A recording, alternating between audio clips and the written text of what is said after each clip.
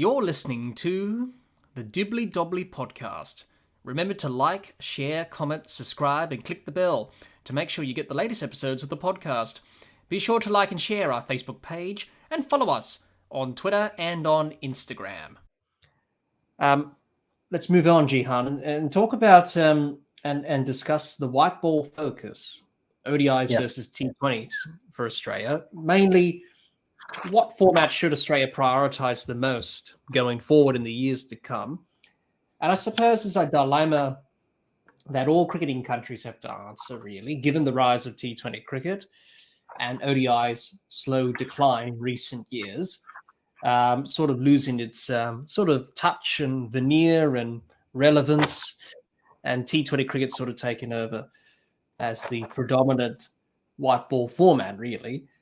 So not only Australia, but all countries are in the same boat. So Jehan, how do you see Australia going about this? What white ball format should they prioritise the most and put their attention to going forward? And I sort of know what the answer to this one's going to be, but give us your thoughts on that.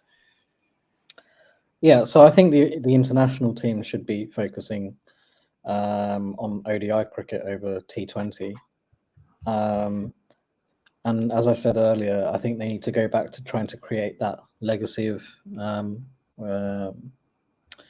being a great one-day side, which they were between the World Cups of '99 and 2015. I think that, I mean, you're never really going to be able to have a legacy T20 international side because you can't consistently win in that format, no matter how good you are. So I think that's what they should do. I mean, that's not to say that they don't need to invest a lot in Big Bash and try and develop players in T20. But I think in the international format, they should only really be focusing on the World Cups. So have a few series in preparation for ahead of them. I think they should be every 4 years instead of every 2 years. So it has more of a context to it, but that's more of a thing for the ICC rather than Australian cricket. But I think, yeah, and I don't really understand this opposition to ODI cricket as well, because it's played over a whole day. It's 9 hours. That's plenty of opportunity to make money in terms of TV advertising, ticket sales,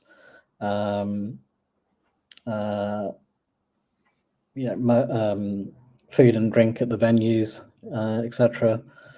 There's a lot of money that can be made from that. I think particularly in in the television rights. And there used to be a time in the 90s and 2000s where ODI cricket was huge, and particularly in the subcontinent. So that would be my thoughts. I think the home summer, I would like to see them bringing back the Tri-Series, or at least having 1 or 2 5-match ODI series following a Test series. And I feel that the T20s should be just played as like exhibition type matches almost. So just as an opportunity to field up and coming players, really, without that. I was going to say without that desperate need to win, but I'm not sure that's there anyway, because it's so hard to consistently do that anyway. But yeah, I mean, that would be my thoughts going forward. It just seems to be that nearly every team around the world is not prioritizing ODI cricket at all. And I think they'd much rather play T20 series at home instead. But I don't know if, like in terms of revenue, I feel that they would probably get more money from playing ODIs, but So yeah, I'm not really sure about that, but that's the way it seems to be going. It has been going in the last few years. Wonder what your thoughts about that are. Yeah, no, I agree with what you've had to say there in some points. I suppose it's just the way the world is now, Jehan, in cricket now. We're in a different world now, where different audiences and different everything, really. And ODI cricket sort of, the way I'd like to compare it is sort of like this. You have three formats, right? So Test cricket's like a fine wine. It's like the rarest wine in the world that only unique people like to drink, like you and me, for example. Well, I don't drink, but anyway, for the purposes of this comparison and analogy, it's quite a unique taste that people like to gravitate towards. And then you have T20 cricket, which is like the popular energy drink that's tastes good, but it's bad for you, but it's popular, right? And you have too much of it, it gets a bit out of hand. And then you have ODI cricket, which is like the middle ground, sort of that drink that people, like. It's okay, they can drink it, if other drinks aren't available. So that's how I sort of put it in that sort of analogy. And that's sort of like one-day cricket at the moment, sort of in the middle, unsure about its relevance and context.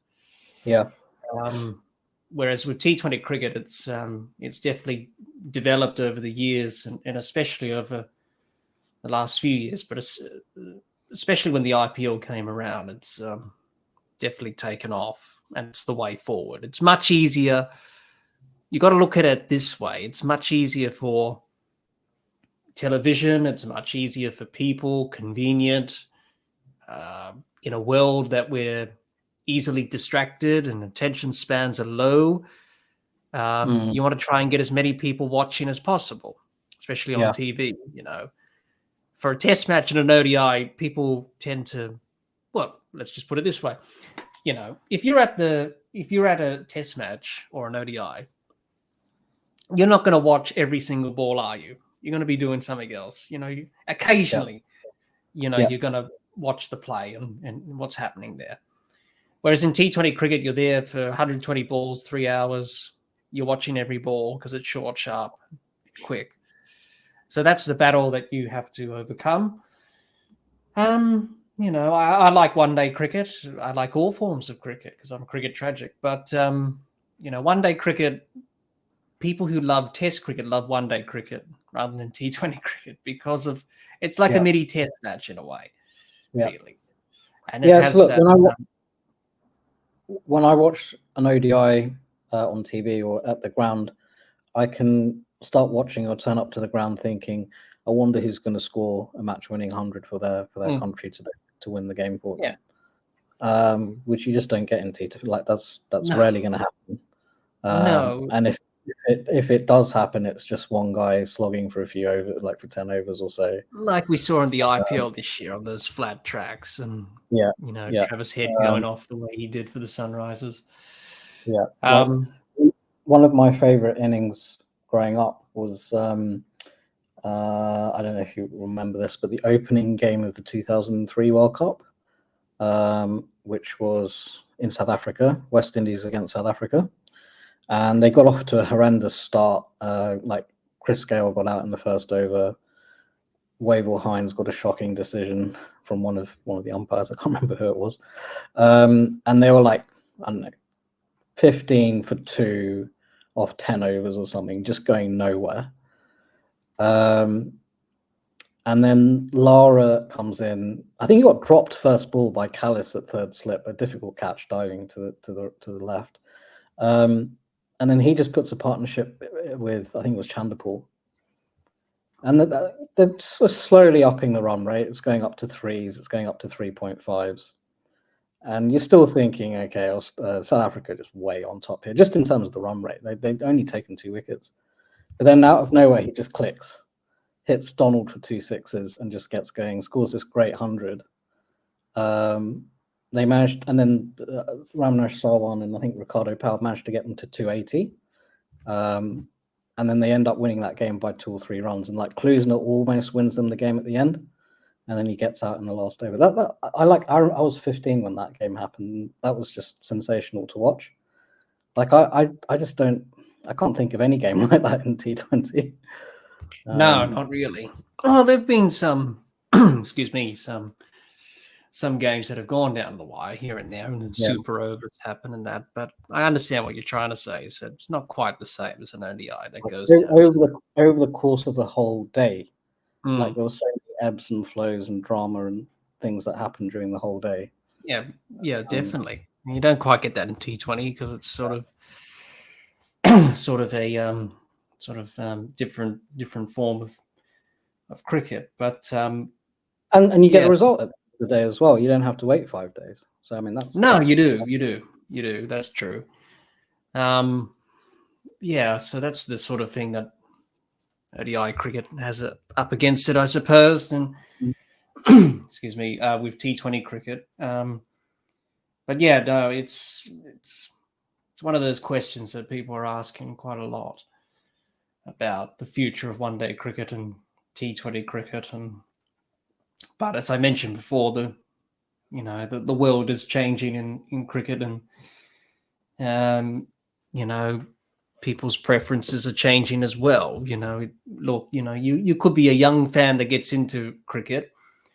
Not everyone likes Test cricket or ODI cricket, but over time, I think Nasser Hussain said this, over time that you're a young fan getting into the game, you probably like T20 cricket. And then as you get older, your tastes, your preferences start to change, and then you probably gravitate towards ODIs and T20s and say, this ain't bad. Where was I? I should have been watching this ages ago from the start. Yeah. But I suppose, that's just how it's going at the moment. But it's more beneficial T20 cricket for associate nations because it's much easier for them. Because I've spoken to a lot of associate people in the associate world, as you know, Jehan, on the podcast. Yeah. They're wonderful people, they're very passionate, and they care deeply about cricket. I've always asked them this question, do you put more emphasis on one-day cricket? And they say not really, because it's a hard sell. It's a difficult sell in those countries because people are not familiar with Test cricket. They're not familiar with one-day cricket. They don't even play games that go for 2 days or 3 days. They don't play multi-day cricket. T20 cricket's like the equivalent, especially in European countries, especially to football, soccer, because it goes for 90 minutes, whereas T20 cricket goes for 3 hours. So that's how you're going to get people in and interested in the sport and keep them engaged. So I think with the T20 World Cup, as we discussed earlier, having 20 teams and having the associate countries work towards a T20 World Cup, it's much easier to qualify for a T20 World Cup for an associate nation compared to an associate nation trying to qualify for a 50-over World Cup, if that makes sense. Yes. Yeah, because, they don't have enough resources, the money, they get basically paid peanuts. So they have to put their attention to one particular thing, and that's T20 cricket. Now, some associate countries play one-day cricket. Others just focus on T20 cricket. Yeah. And you just got to look at it from that perspective as well, that not everyone, it's much easier for some countries to follow that path. In an ideal world, you would like everyone playing one-day cricket, but, it's just too many difficulties and challenges. What's this next World Cup in 2027? It's back to 14 teams. Okay. Yeah. From 10, which is good. So hopefully, but the thing with that is, South Africa will qualify, but Namibia and Zimbabwe won't. How does that work? If you're having host nations and co-hosts, they should be playing in the same tournament. But given that it's 14 teams, that's not how it's going to pan out.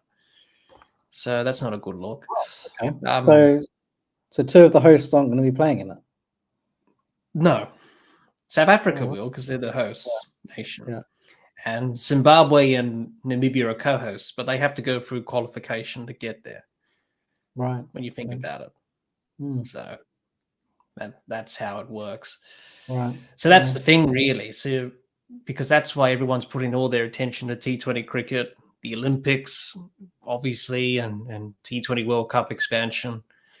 Yeah. It's just the way the world is going. I know people don't like change and are apprehensive about change, but the game has to change to develop in these times.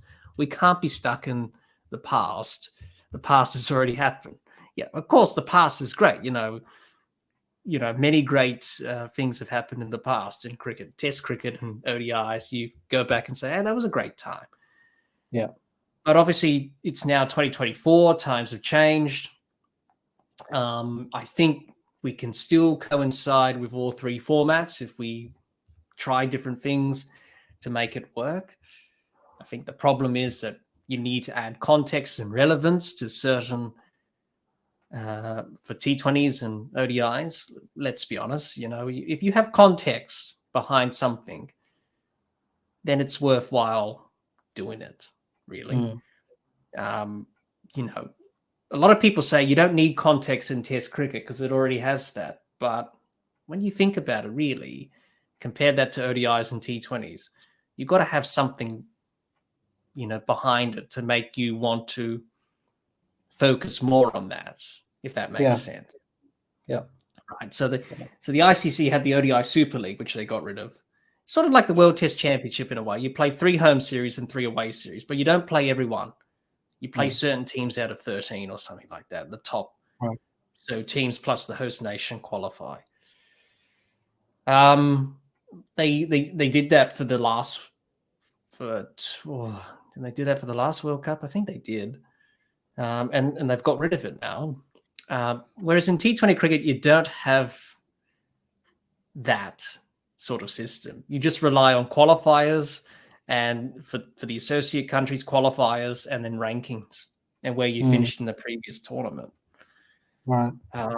So I think that's the big problem, really, and looking at that.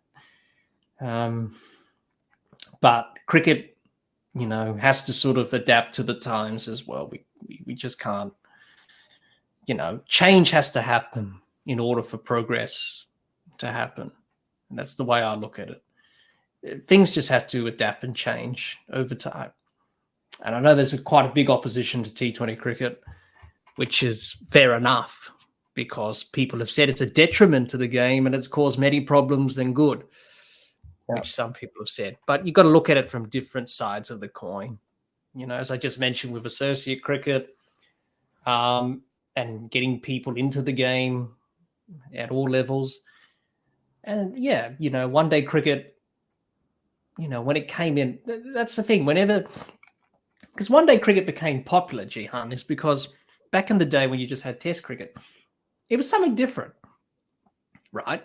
It was something different, something new. It was something different than Test cricket, but it was still Test cricket, but a mini sort of Test match. It was something new, it was something different. And that's why people watched it.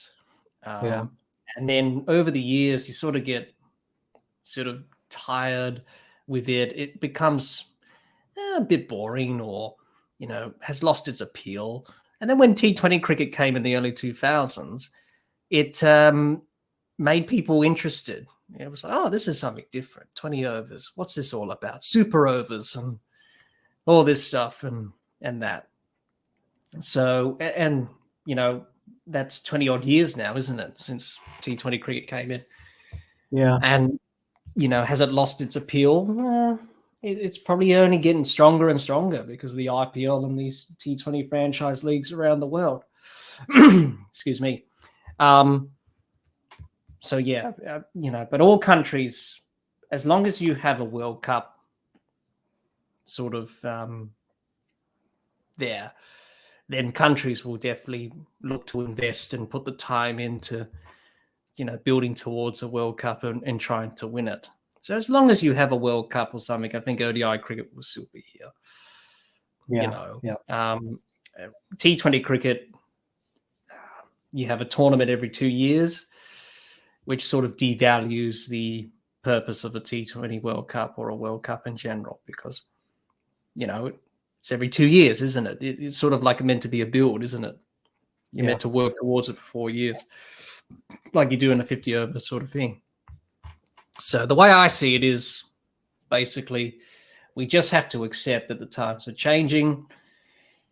And, if you want to get people involved in the game, then T20 cricket's probably the best way to do that, and one-day cricket at the moment. And then... Yeah, I just, like, when I think about it, when you try and pinpoint when T20s seem to be overtaking ODIs in terms of internationals, probably around, I don't think it was that long ago. It was probably around 2018, 2019, maybe. Because I remember when India came in, well, they played a ODI series in 2016 from memory, and there were massive crowds for those games, and there was a huge amount of interest in it.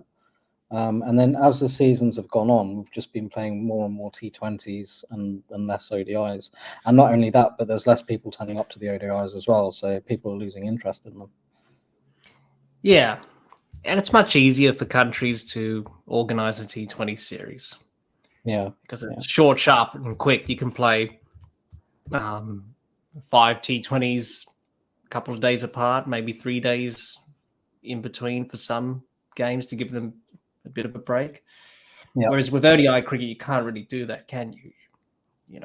Wait a few days and then play. But I think it just comes down to people just, convenience. I think Jehan is the big one. I've been to a few ODIs and the crowds have been not as big. I think I around about that 2018-19 period when I went to a couple of ODIs in Adelaide with South Africa and India. Yeah, the crowds weren't big for those games, but you still had a good number that turned up. And you can either go for the whole day or just go for the first or second innings. And I went for the second innings, the nighttime period, which was pretty good. But I remember watching one-day cricket 10 years ago, when we had the Tri Series and all that stuff. People turned up and watched, and it was quite good to be a part of. And there was a kind of carnival festival sort of atmosphere. Yeah, sort of like that. Yeah. And you had that sort of feeling about it at the time. Whereas now with T20 cricket, it's sort of overtaken and it's become the dominant format, really. I think Nasser Hussain said it's sort of cannibalism. I think it's eating away at ODI cricket because when you have 3 formats, they tend to eat at each other. And T20 cricket's doing that at the moment to ODI cricket. And it's sort of losing its relevance and appeal and that. So it's very important to work out a way or a solution that we can go forward with 3 formats. I think having 3 formats, yes, it provides a lot of challenges, a lot more cricket in a very condensed international calendar, but it gives people 3 options and preferences to watch cricket. You may not like one particular format, but you may like this format or that format. So it gives people some choices, I suppose. But, people in charge, ICC and, TV broadcasters and that, I think I heard this once that they told the ICC, I think, that we want T20, we want to just broadcast T20 World Cups because they're much, make the most profit and you get people watching, I think I heard that from somewhere. Oh, okay. I think Jared Kimbers mentioned that or something like that. I listened to him or something, which is probably about right given how T20 cricket's going at the moment. But ODI cricket will still be here as long as the ICC or everyone in cricket will want to play it. And T20 cricket's not going anytime soon. So it's one of those things that you just have to try and work out. And I suppose we've done okay with 3 formats up until this point. Yeah. Whether or not it's sustainable going into the long term, who knows? But with a lot of people playing T20 cricket, and you hear some of the players say, we still like to play one-day cricket. I've heard a lot of players say that. So there's still some attraction and some importance on one-day cricket from time to time, which is pretty good. But cricket has a very hard time of adapting and You know, we're very close-minded in cricket, Jehan. We're not open-minded people, especially the fans. You know, conservative and traditionalists and all that stuff. But sometimes you have to look at the bigger picture and look at different things and try different things to see if they work or not. And cricket's not willing to do that. So who knows? Who knows what will happen in 10 years' time? Maybe T20 cricket will be just the, you know, predominant format in white ball cricket. And then ODIs will probably just be banished altogether, or you just have it for World Cups only. A lot of people have thrown some wacky ideas out there. Even some people have said maybe you should just improve one-day cricket in general and probably make it like sort of like a test match and have 2 innings. I think Sachin Tendulkar mentioned that or something, which, you know, some ideas there to improve it, or maybe you could change it from 50 to 40 overs, or, you know, have bowlers. Sorry? I think the World Cup tournament was pretty good, to be honest. Like, yeah, no, the cricket in the World Cup last year was pretty good. Yeah, the 50 over World Cup was great cricket, like enthralling cricket. Yeah, and not like, I suppose it's not like that sort of fickle sort of cricket. Like, it could keep you captivated for a while, each of the games. Yeah, definitely. No, absolutely. But yeah, it's always that ongoing debate, isn't it, whether or not we should prioritize ODI cricket or T20 cricket or franchise cricket, you know, but that's just the way it is. You know, players have a lot of options now, really. How many players are churning at the bit to play domestic one-day cricket? Not many. You know, it's all T20 cricket now, so and franchises. And you know, I suppose you have a look at the one-day domestic tournament here in Australia. You know, Cricket Australia put a lot of energy and resources into the Big Bash, obviously, and the Women's Big Bash as well. But it just shows you where, you know, where you want to get people in through the doors. You know, put it this way, Jehan. Which popular format in domestic cricket that many people go and watch? It's T20 domestic. In domestic, definitely T20, yeah. Yeah, not many people on ODIs or one-day cricket or first-class cricket, isn't there?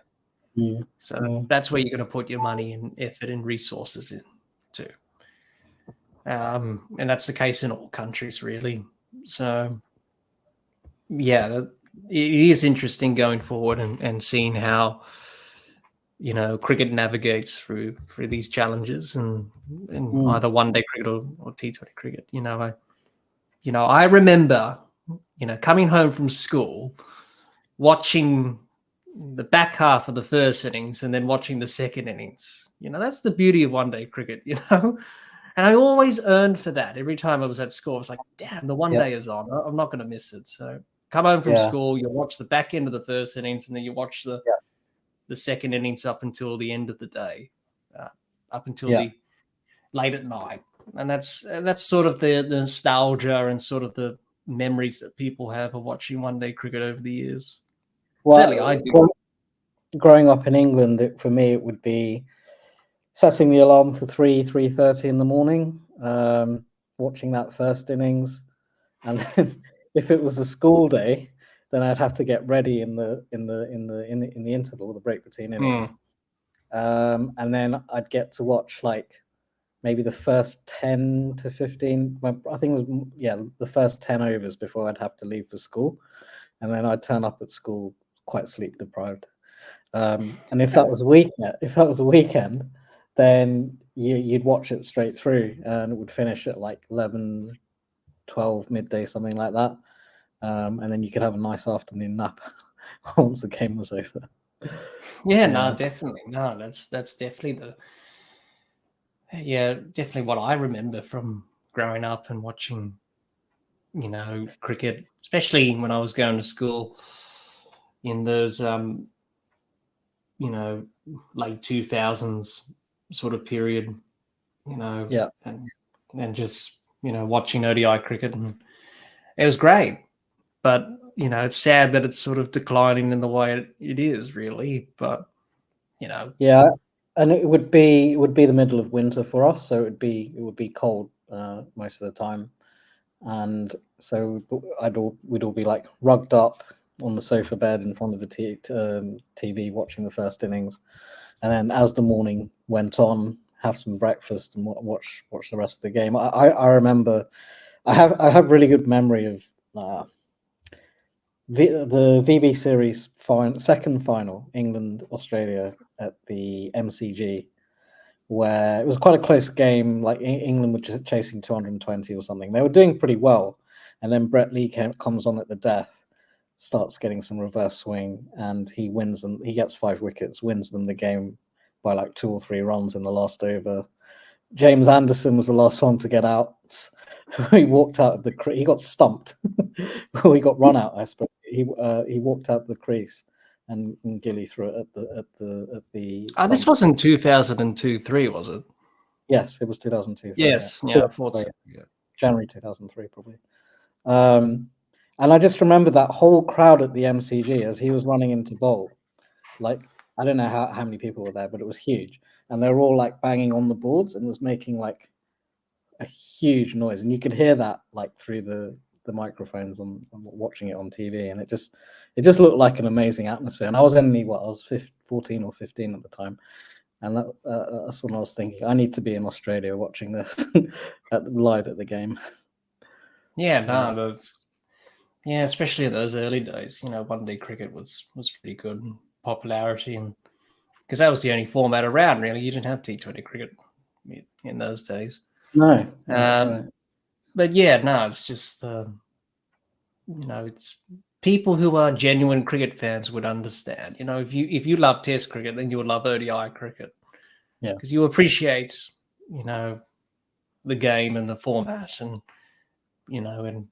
it's good to see a contest between bat and ball, not just one or the other dominating as it does in T20 cricket. And yes, don't get me wrong, 6s and 4s are great, but you want to see a good contest. You want to see a bowler challenge a batter, and have that battle. I think with ODI, you get more of a narrative as well, because it's over a period of time. Whereas T20 is over so quickly before you know it. It's sort of one of those, what are they called? Those flip books or something. You flip the pages and the picture moves. That's sort of like T20 cricket. It's all over in a matter of seconds, whereas ODI cricket and Test cricket's more like a story, a narrative, as you said. You have a start, middle, a climax, and an ending, which you can't get in T20 cricket. This is all done in one go. But in T20, it's just climax for the whole thing, isn't it? Yes, pretty much. It certainly wasn't the IPL this year, I can tell you. With the rate of scoring and Travis Head going off and doing what he was doing for Sunrisers Hyderabad. And that as well. But so you know when the IPL first started, those first few seasons, apparently Kevin Peterson said, "Oh, you got to take some time out and go and smash medium pace bowlers around small grounds in India from time to time." Well, I suppose that's the case, isn't it? T20 cricket. But it's of course, it's that ongoing debate that we always have, and look, at the end of the day, it's your preference. If you want to watch T20 cricket, that's your choice. You can watch it. That's we shouldn't really put people down for watching T20 cricket. We should not say that you're not a true cricket fan if you want. It's cricket. It's some form of cricket.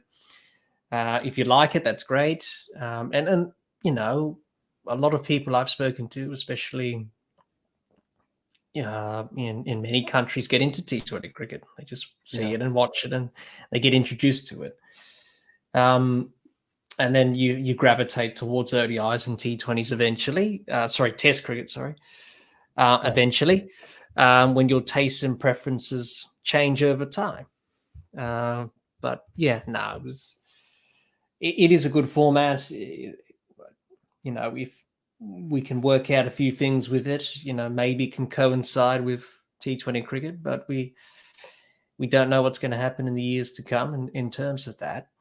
But yeah, I think they are bringing back a tri series. I think Pakistan are playing a tri series with New Zealand or something.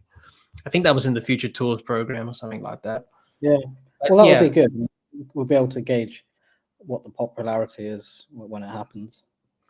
Yeah, well, in Australia, they always played the World Series, didn't they? And all that stuff,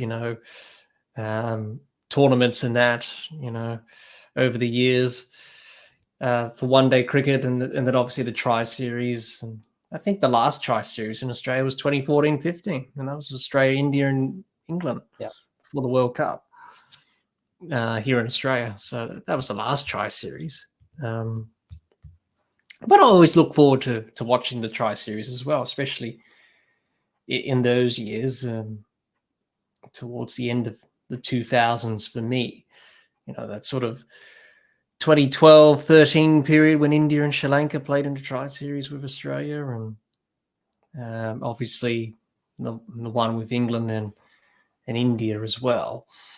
Great atmosphere, great fun, and it's sad that those formats are long gone, unfortunately. But it's just the way it is, I suppose. But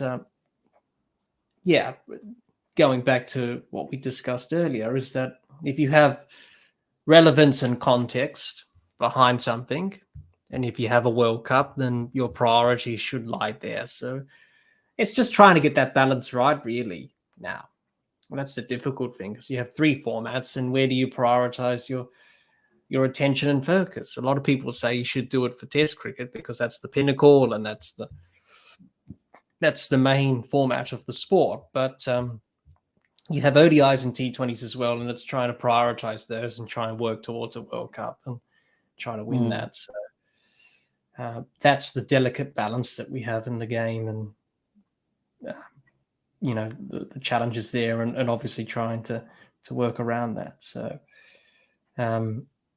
let's see what happens in the years to come, Jehan, when it comes to that. But let's hope ODI cricket's here for a lot longer, because it's a pretty good format to watch. Once you understand it, once you get into it, it's a pretty good format. So for those people unsure, give it a go. Watch a one-day match and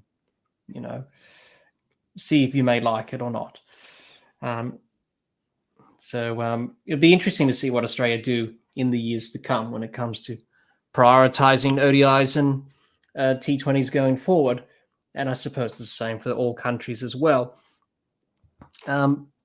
Jehan, we finally reached our final topic of this discussion. It's been a long marathon.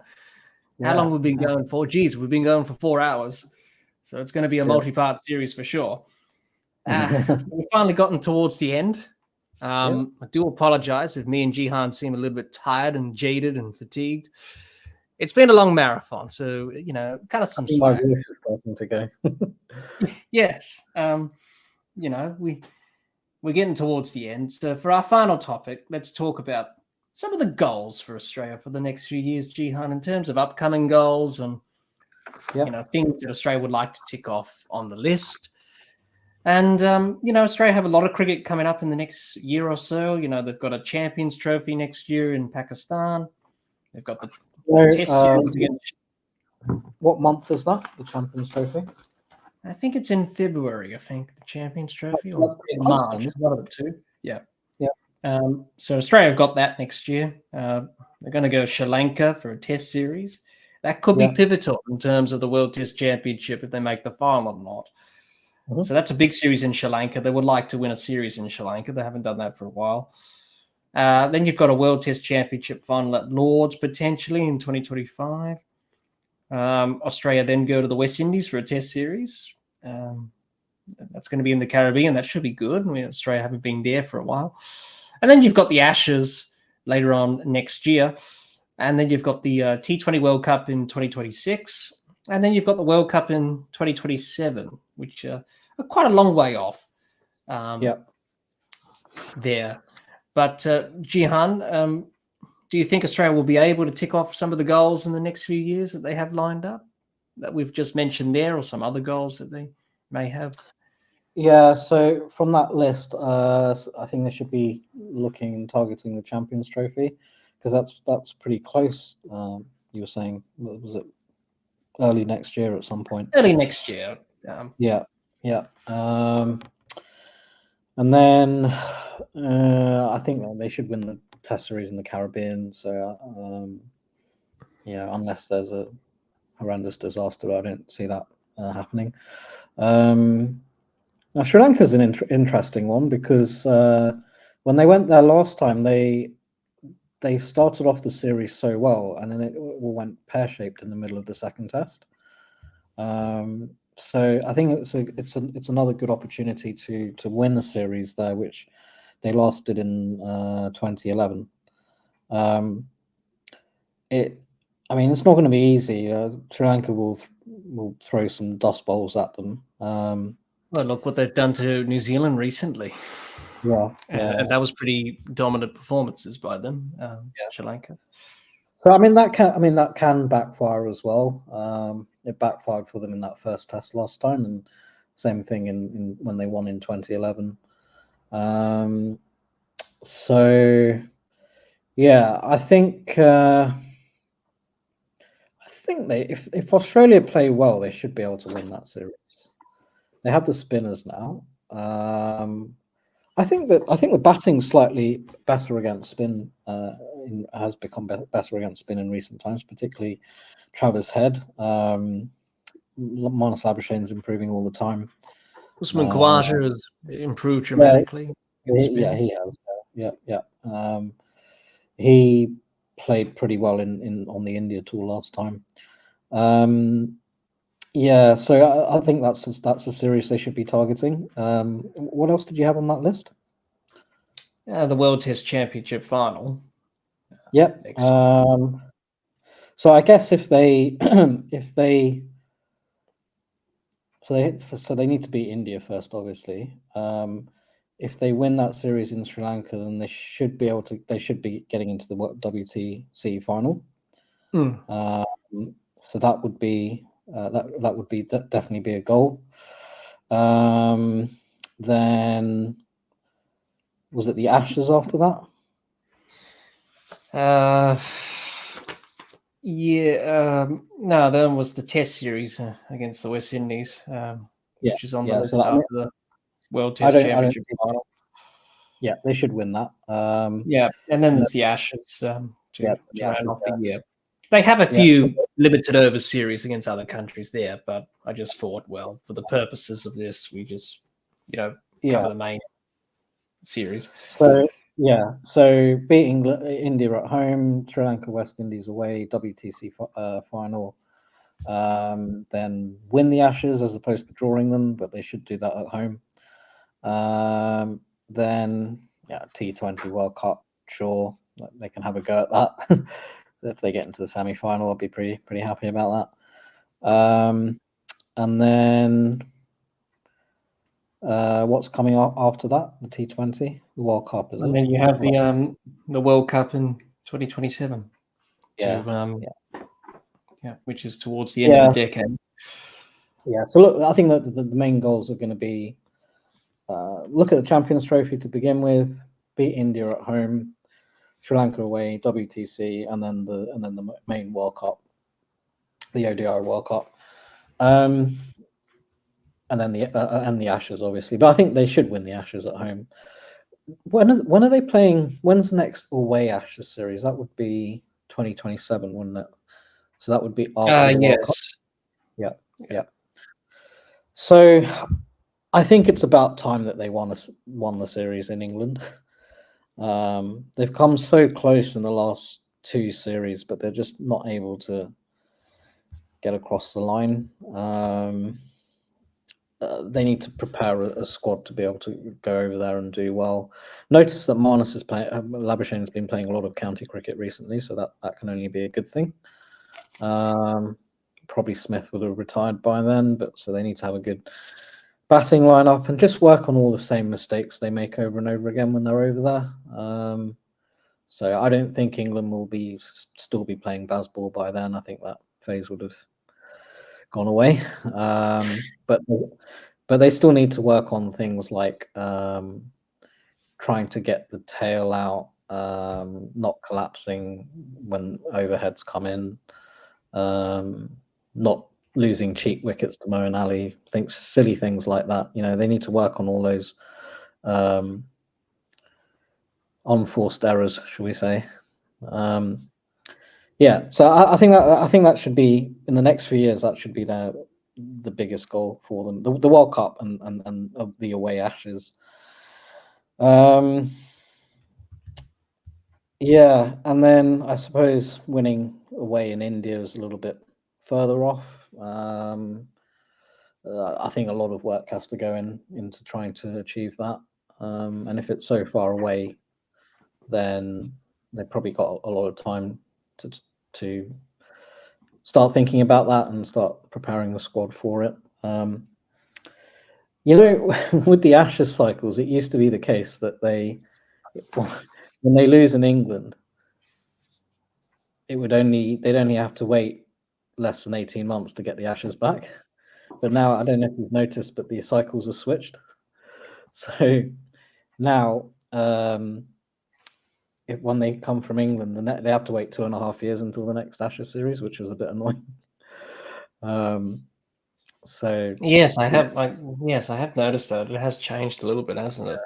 Yeah. So which means that England get to keep the Ashes for 2.5 years, although they haven't managed to in the last few series because they're struggling to win at home now. Well, really, when you look at it, really the Ashes series in Australia and then the next Ashes series in England, there's not much of a gap, isn't there? So maybe no. So look, I think those are the main goals. There's going to be by the time that away Ashes series starts, I think the team's going to be quite different to what it is now. There will be definitely quite a fair few retirements by the end of that. So other goals, as I mentioned before, I think continue to develop that one day side if it's still relevant. Hopefully it is. And then I think the other thing, I'm not completely against T20 cricket. I think it would be a good idea to continue to develop the Big Bash.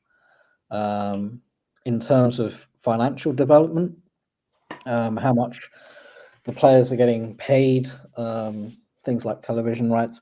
The problem with BBL is it's not on a great time zone for the rest of the world generally. So I think you probably can get some audiences in the UK because it's on in the mornings. But if it's a product that you're trying to get to the rest of the world in the same way that the IPL has been doing, I'm not sure that how easy that's really going to be and whether that's going to bring in a lot of revenue. But I think that's something that Cricket Australia need to continue to look at.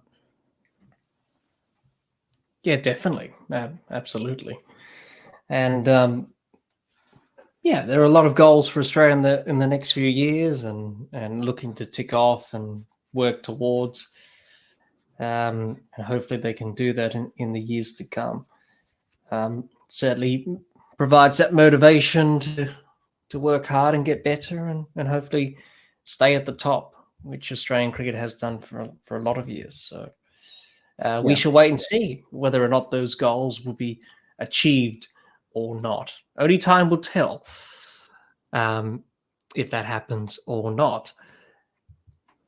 Well, thank you, Jehan, for joining me today for this cricket discussion on Australian cricket. I've enjoyed it immensely, and it's been a long marathon of 4 hours, nearly 4.5 hours of speaking non-stop on Australian cricket over the last year or so. Wow. Yes. Well, we did say, you did say, when we were going to record this second discussion, you did say, let's hope it's not a long one. Well, it turns out it has, because we had 10 topics to discuss. Yeah. And we went into depth quite a lot in all of the 10 topics. But Yes.